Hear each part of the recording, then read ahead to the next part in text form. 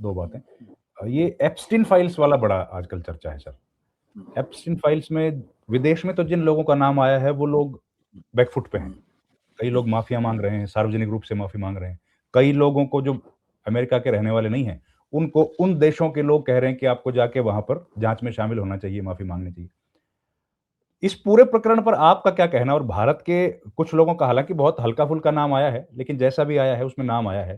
हरदीप पुरी का आया है, प्रधानमंत्री का आया है। आज तो मैं पवन खेड़ा का ट्वीट देख रहा था, उन्होंने अरुण जेटली का भी ज़िक्र किया है और वो भी कहा है कि 2014 में शपथ लेने के 10 दिन के भीतर एप्स्टीन ने कुछ लिखा। तो इस पूरे प्रकरण पर आपका क्या विचार है सर? देखिए, जितना भी जिक्र आया है, ये बात मैं अपने दर्शकों के सामने स्पष्ट कर दूं कि जितना भी जिक्र आया है भारत के संदर्भ में, वो उस संदर्भ में नहीं है जिस संदर्भ में लोग उसको देखने की कोशिश कर रहे हैं। वो यौन शोषण के संदर्भ में नहीं है, बिल्कुल। वो प्रोस्टिट्यूशन के संदर्भ में नहीं है। जितनी जानकारी जितना मैंने पढ़ा है, हरदीप पुरी जी का जो जिक्र आया है, तब वो मंत्री नहीं थे। 3 बार की मीटिंग का जिक्र है और तीनों बार ये है कि दरअसल वो भारत सरकार के लिए एप्स्टाइन के माध्यम से व्हाइट हाउस से कुछ भारत के हितों के बारे में बात कर रहे हैं। इतनी सी बात है। अनिल अंबानी भी इसी बात को कह रहे हैं कि भाई मैं भारत की सरकार के एक नुमाइंदे के तौर पर मैं पहुंचने की कोशिश कर रहा था, इसमें मैंने एप्स्टाइन की मदद लेने की कोशिश की। और प्रधानमंत्री जी का जिक्र जो आया है कि जो एप्स्टाइन ने अपने मेल में लिखा है कि भाई उन्होंने मुझसे सलाह ली और देन ही डांस्ड एंड sang। तो उसका यौन अपराध से कहीं कोई लेना देना नहीं है। जैसा कि कुछ अमेरिका के बड़े लोगों के नाम उस संदर्भ में आ रहे हैं, अमेरिका के कुछ बड़े वकीलों के नाम उस संदर्भ में आ रहे हैं, यहां तक कि अमेरिका के पूर्व राष्ट्रपति का नाम उस संदर्भ में आ रहा है, कुछ बड़े बिजनेसमैन इंडस्ट्रियलिस्ट का नाम आ रहा है। भारत के संदर्भ में इसका कोई जिक्र नहीं है, इसलिए यह बात हमारे दर्शकों के सामने स्पष्ट होनी चाहिए। अब चिंताजनक बात क्या है? चिंताजनक बात क्या है कि 2014 के बाद के ये वाकये हैं। 2008 और 2009 में Epstein was convicted as a paedophile. वो कन्विक्ट हुआ था, वो जेल गया था और उसके बाद इसका मतलब वो यौन शोषण का अपराधी है। उसके बारे में पूरी दुनिया को जानकारी मिल गई थी, कैसे वो कम उम्र की बच्चियों के साथ यौन अपराध कर रहा था। ये जानकारी सबको थी। वो एक निहायत ही घृणित काम था। सवाल सिर्फ इतना सा है कि भारत सरकार को व्हाइट हाउस में अपनी पैठ पहुंचाने के लिए ऐसे व्यक्ति की जरूरत क्यों पड़ी? यह मूल सवाल है। क्या भारत सरकार का रुतबा इतना कम हो गया था कि हमें एक घोषित कन्विक्टेड पेडोफाइल के माध्यम से अमेरिकन एडमिनिस्ट्रेशन में पहुंच करनी थी? यह सवाल है। अब इस पर चर्चा होनी चाहिए। भाई, लॉबिंग हर जगह होती है। अमेरिका में तो लॉबिंग अपने आप में एक लीगल प्रोफेशन है। तो उस लॉबिंग के लिए हमें एप्स्टाइन की जरूरत क्यों पड़ रही थी? हम उसका इस्तेमाल क्यों नहीं कर रहे थे? क्यों कर रहे थे? क्या कोई और रास्ते नहीं थे? यह असली सवाल है जिस पर चर्चा होनी चाहिए और मुझे लगता है कि इसी पर चर्चा होनी चाहिए। बाकी चीजें, क्योंकि बाकी के कोई सबूत हमारे सामने उपलब्ध नहीं है, तो यह कहना कि चूंकि एप्स्टाइन फाइल में इनका नाम आया है इसलिए ये भी उस तरीके के अपराधों में लिप्त होंगे, यह गलत है और यह भ्रांति नहीं होनी चाहिए। पर ये तो सही बात आपने बोली, लेकिन वो मेल ट्रेल को अगर हम लोग जोड़ेंगे तो इजराइल जाना और उसके बाद पहला अब कोई प्रधानमंत्री इजराइल जा रहा है और उसमें जो बातें लिखी हैं मेल में, फिर प्रधानमंत्री व्हाइट हाउस भी गए, ये सारी चीजें तो जुड़ती तो दिख रही हैं कि मेल ट्रेल तो ठीक दिख रहा है। नहीं, मैंने आपके कहा ना कि मेल ट्रेल बिल्कुल स्पष्ट है। तो जो प्रधानमंत्री जी का नाम जहां पे आया है और जो एक बहुत ही अगरिमापूर्ण तरीके से जिसका जिक्र उसमें किया गया है, उसमें मूल सवाल क्या है कि हमें एप्स्टाइन के उस मेल पर कितना भरोसा करना चाहिए। वो एक कन्विक्टेड अपराधी है और ऐसे लोग नेम ड्रॉपिंग करके फायदे लेने की कोशिश करते हैं और हमारे आपके जीवन में से बहुत सारे दलाल मिल जाते हैं जो बिना सोचे समझे कभी अपनी प्रधानमंत्री से अपनी नजदीकी का जिक्र करते हैं और उससे कुछ फायदे लेने की कोशिश करते हैं।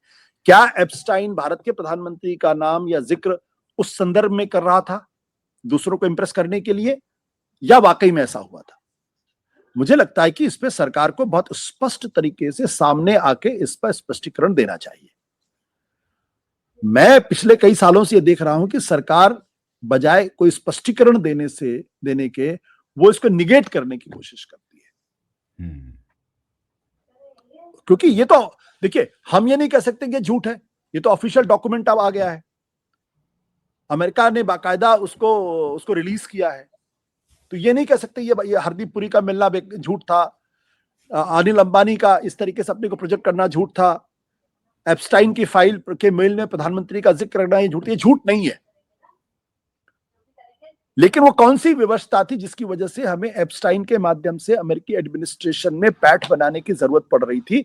ये मूल सवाल है जिस पे चर्चा होनी चाहिए। बाकी सारे सवाल गौड़ हैं, क्योंकि बाकी कहीं कोई जिक्र किसी गलत तरीके से, ना तो हिंदुस्तान के प्रधानमंत्री का कोई जिक्र है और ना ही किसी दूसरे शख्स का जिक्र। अगर बाद में आता तो मैं उसके बारे में जानता हूं, लेकिन मैं एक डंके की चोट पे कह सकता हूं, जितनी मेरी जानकारी है, कि एप्स्टाइन फाइल में ऐसे बहुत बड़े बड़े इंटेलेक्चुअल्स, बड़े बड़े लीगल ल्यूमिनरीज, बड़े बड़े इंडस्ट्रियलिस्ट, बड़े बड़े कॉर्पोरेट के सीईओज, पूर्व प्रधानमंत्री, पूर्व राष्ट्रपतियों का जिक्र है, जिनका सीधा संबंध वहां पे यौन अपराध से जुड़ा होता है। भारत के संदर्भ में ऐसा कोई जिक्र नहीं मिलता है। ये बात हमारे दर्शकों के सामने स्पष्ट होनी चाहिए।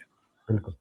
लेकिन ये बात से आप कितना सहमत हैं सर कि एप्स्टाइन फाइल्स का प्रेशर दिखा के या उसका बारे में बात करके ट्रेड डील भारत के साथ की गई है और उसमें भारत कमजोर स्थिति में है? आप इससे सहमत हैं? ये कॉन्स्पिरेसी थियरीज है। देखिए, ना आपके पास कोई सूचना है ना मेरे पास कोई सूचना है। आजकल सोशल मीडिया के जमाने में इस तरीके की बहुत सारी कॉन्स्पिरेसी थियरीज आती। एक तो ये कहा जा रहा है कि दरअसल एप्स्टाइन फाइल में ऐसा जरूर कुछ है जिसकी वजह से सरकार नहीं चाहेगी को बाहर आए।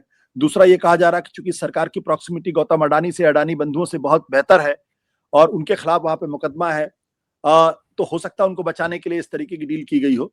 मेरा इस पे मानना है, चूंकि कॉन्स्पिरेसी थियरीज है, मेरे पास ऐसी कोई जानकारी नहीं है। हाँ, अगर आप ट्रेड डील के बारे में बातचीत करेंगे तो मैं जरूर कह सकता हूं, जितना मैंने पढ़ा है, जितनी जानकारी मेरे पास है, वो ये है कि ये ट्रेड डील भारत के हित में नहीं है। It's a great trade deal for America. अगर आप कहेंगे तो मैं विस्तार से इस पर चर्चा कर सकता हूं, बहुत मैंने काफी इस पर स्टडी किया, इसलिए मुझे अच्छी तरीके से मालूम है। लेकिन दूसरा भी एक पक्ष क्या है कि अभी ट्रेड डील है कहां?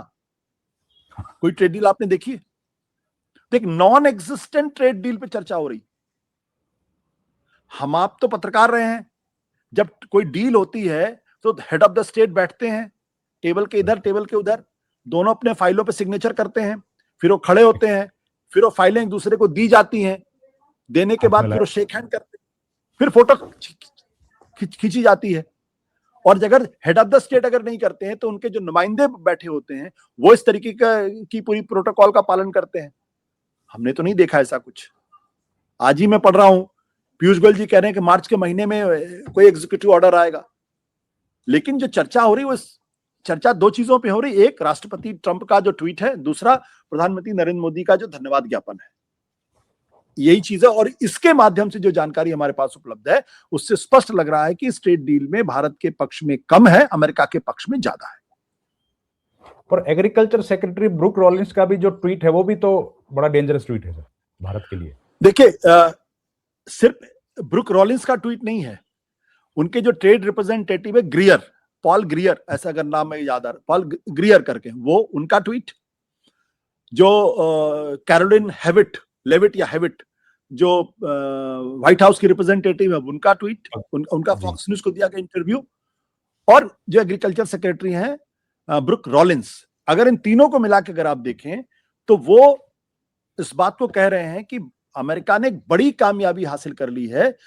जो भारत का जो एग्रीकल्चर सेक्टर है उसमें हमें छूट मिल गई है, और उसकी वजह से भारत और अमेरिका के बीच में जो एग्रीकल्चर सेक्टर में 1.3 बिलियन डॉलर का जो डेफिसिट है उसको कम करने में मदद मिली।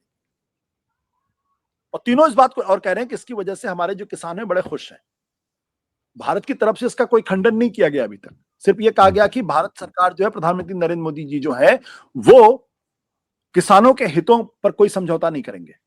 तो बयानबाजियां हैं, कोई उसका खंडन नहीं है कि जो कैरोलिन लेविट कह रही हैं, या जो बात पॉल ग्रियर कह रहे हैं, या जो बात ब्रुक रॉलिंस कह रही हैं, उसमें कितनी सच्चाई है।